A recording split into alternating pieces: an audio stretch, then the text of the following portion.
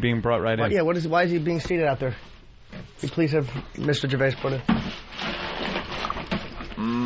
There he is. How you doing, sir? Don't mind me cleaning up cereal. Yeah, Opie's he feels compelled this is being broadcast, is it? Yeah, believe it or not. Surely you're going to tighten this up and then put it Yeah, up. and then we record it, and then we tighten it all up, take out the dead really spots, professional. unentertaining spots. Right, let's start now. Okay, press play and record. Just press play and record there. Yeah, okay, we're on. Now we're on. Now we are actually doing a show. That really doesn't make us feel good, but we hear it all the time. Is this being heard by anybody? Listen. Yeah, unfortunately It wasn't a criticism. It was a compliment. A lot of people come in and have no idea the show's actually on, and they're just bullshitting, talking about anything, and then they'll go, when do we start? It's like, you've been on for 20 minutes just babbling, talking about how small their penises are, or they've been raped when they were a child or something that they didn't want out over the air. Roland had a point. This is just like Letterman. Roland, Yeah, exactly. Roland pointed to our cutouts so you know who's who, I bet, right? He did indeed, yeah. I saw that go down. I'm like, oh, great. Did Roland tell you that he was vomiting and shitting last night walking on 73rd Street due to food poisoning? We're lucky we have him today. Really? Yeah. Has he cleaned it up? Probably not. So. I'm really happy you're here. I'm a little nervous, a little starstruck. Big I fan. know. No. Big fan. Really? Yeah. The Office, I mean, ridiculous. Love it. Thank you very much. Got the box set. Wasn't watching it when it was originally on, but got the box sets and just couldn't stop watching the goddamn thing. You are the consummate tool, the consummate jackass on that show. I just watch it and go, how did he capture the essence of this middle management douchebag so well? It's so much fun to play the fool, the idiot. It's in extras I sort of play more the straight man, I suppose. I'm more the normal guy. I'm more the Tim character. Yeah. But it's so much fun to say the worst thing possible, just the most stupid thing you can say. I don't know so liberating. How you get that. How do you the writing? But you got to know how. Did you ever work with someone like that? Yeah, no, well, I worked in an office for 7 years. Oh, I worked okay. and that explains that's it. where you get the management speak and the petty backbiting and all that. Just that minutiae of life, and you run into those people that just think they're funny. Well, The Office was actually a comedy about comedy, I think. I mean, we never said that at the time, but it was always getting stuff off my chest about, people who thought they were funny, would shout catchphrases and, use that, not have a mind of their own, really. Just, they'd find each other because they all shouted, "What's up?" Yeah, Is that sort of thing you want to go on? Yeah, that's what I know. Yeah. What's up? Oh, yeah, great. I love that. Every office was doing that. What's that? There's a scene in season 2 where you do motivational speaking, and it's one of the most uncomfortable. I was embarrassed for the cat. It was like, how did you bring that out of me? It was so good. Well, it's so funny, isn't it? Because it even makes me cringe a little bit when I put on the baseball cap and try and be cool and try and talk hip hop.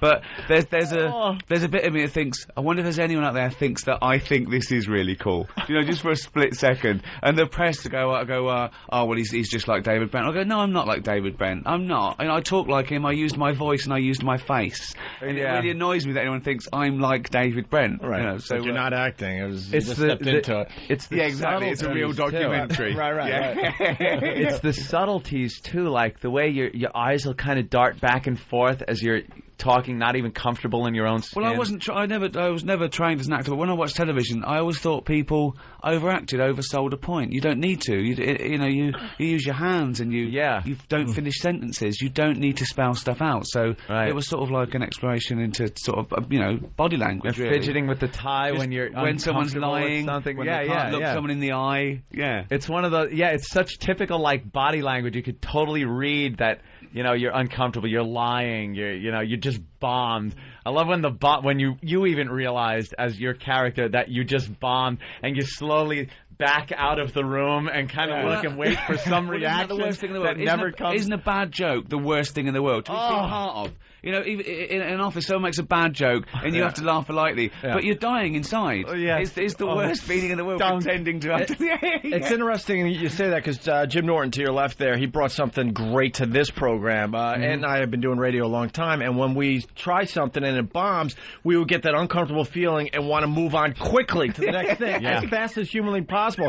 He was the one that brought it to our show to, wait a minute, slow down and let's enjoy that bomb for a while. The first time it happened, like somebody said something and it completely bombed, and we were ready to move on, and Jimmy goes, no, let that sit. Yeah. You let that just sit and simmer now. And I'm sitting there going, what? You crazy? Why would you do that? I think you've got to get a sound effect. When everyone makes a really bad joke, just the sound of, like, tumbleweed. Oh, no, we got that. We do have the crickets. We're on the same page. We got crickets.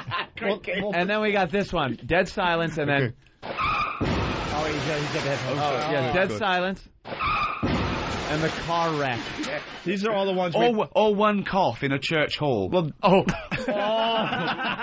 is that a good one? Can we play all? Can we play them all for him? Yeah, if you do it. You got him on? Come on. If you do a bad joke in this show, you get one of the following. Make sure he's on first. You on? Me. Can you hear me? Yeah. He doesn't want to mess up that hair of his. I guess you're doing TV today, huh? Yeah. All right. So you get the classic. Yeah. Then you get the Kelsey Grammer. He just fell Falling down. You would get, the old game show ending. Still good. Yeah. and then over the top.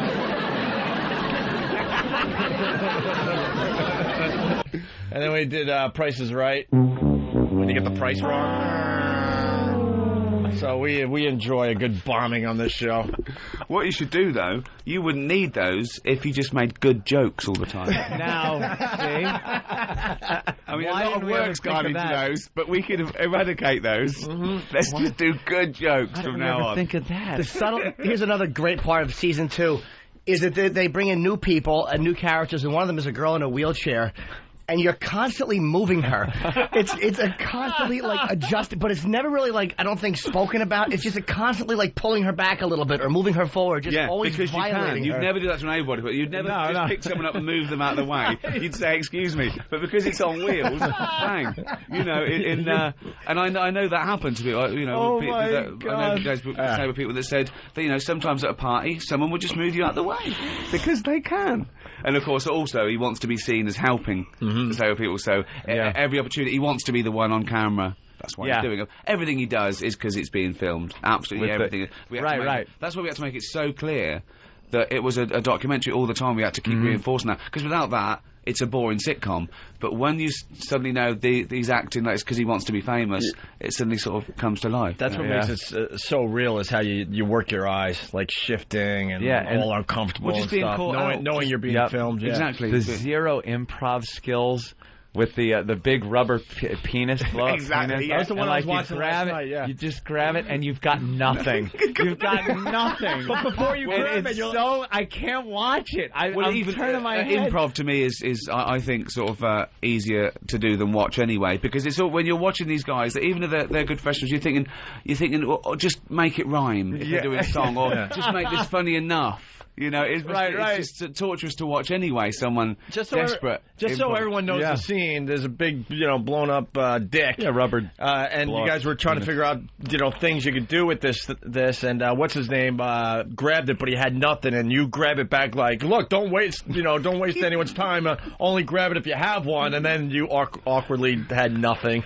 Or the relationship. I love the relationship with Awful Finchy, who he idolizes in the show, and then Finchy does nothing but like awful jokes too, but he just thinks Finch was introduced to show you that David Brent wasn't really a bastard. He was a bit of a prat, he was a fool, but he wasn't a nasty man. Right. Finch was brought in to show you what a nasty man was. A bully. With not an ounce of, artistry in him, just nasty one-upmanship. Right. So that was great fun to play, because Brent, of course, thought they're a double act, but everyone could see Finch treats him like everyone else. He doesn't care about anyone but himself. Yeah. So it was quite nice at the end to tell him to fuck off. And any of the nastiness that your character's playing is obviously because of your ignorance, because the practical joke firing of Dawn, I guess the receptionist, and she starts crying. And you're just, you obviously doesn't know how to deal with it. He felt bad about it. You didn't know how to deal with it. And when she just goes, "You sorry little man." Sad little man. Yeah, you're a sad little man. And then you're just like, all right. Like, you don't know what to do. Being caught out, that's it, being caught out on camera. It's that thing. Because we came out of a spate of these reality game shows and docu-soaps in England in the 90s, where normal people just followed at work, and they became sort of famous, and then they milked it. You know, they went on everything they could for 10 minutes, and now we have shows like Big Brother, and before they go in, they get an agent because they think this is it. Yeah, this is going to be the star maker for them. Then they're dead after 8 because they're not doing anything. The things that they do on Big Brother and film in England is unbelievable. Yeah, I've read about it. There was one woman who went on there and shoved a wine bottle up her vagina. Wow. On regular TV, by the way, too. Yeah. I mean, they did because we want to get into that. She's going to be a star. But what does her parents think? When that's the her neighbours ticket come to round? fame, right? Yeah, hey. Yeah, saw her on TV. Yeah. Oh, what was she up to? She was up to the label.